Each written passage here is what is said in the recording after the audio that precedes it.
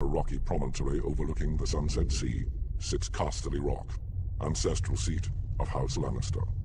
Below it lies Lannisport, one of the great cities of Westeros, a center for trade, culture, and the great Lannister fleet. There are a number of gold and silver mines in the Westerlands, making it the richest region in all of Westeros.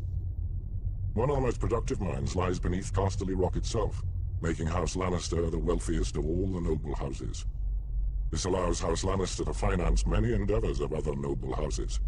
Even the king himself has sought credit from Casterly Rock from time to time. We Lannisters claim our descent from the Andal invaders, and through the female bloodline, Lann the Clever. According to the legend, Lann, using only his wits, won Casterly Rock from the noble house of Casterly during the Age of Heroes. The Lannisters reigned as kings of the Rock for thousands of years, and worked to make it the envy of the rest of the Seven Kingdoms. Our time as kings ended, however, when Aegon Targaryen, otherwise known as Aegon the Conqueror, arrived in Westeros with his army. The last king of the Rock, King Lorin Lannister, joined forces with King Meryn Gardner, the king of the Reach. Together, with 60,000 men, they met the Targaryen host in open battle. History tells us that Aegon unleashed all 3 of his dragons, slaughtering 4,000 men at what came to be known as the Field of Fire. King Meryn himself was burned alive that day, and House Gardner turned to ash with him.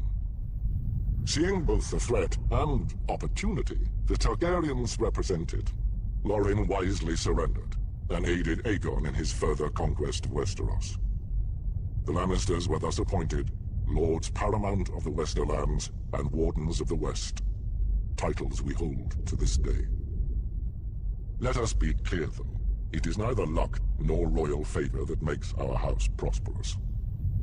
There have been times in our history where some have thought us weak, lazy, or opulent. My father, Titus Lannister, nearly bankrupted our house with his poor investments, and allowed himself to be mocked openly at court. When our vassal, the Rains of Castamere, dared to rise up against the Lannisters, they learned how dangerous it can be to taunt a lion. I, Tywin Lannister, led the assault on Castamere to put down this rebellion. I made an example of them, to anyone who doubts our might. They even made a quaint song about the fates of the Rains of Castamere. Sadly, there are no Rains left to hear it.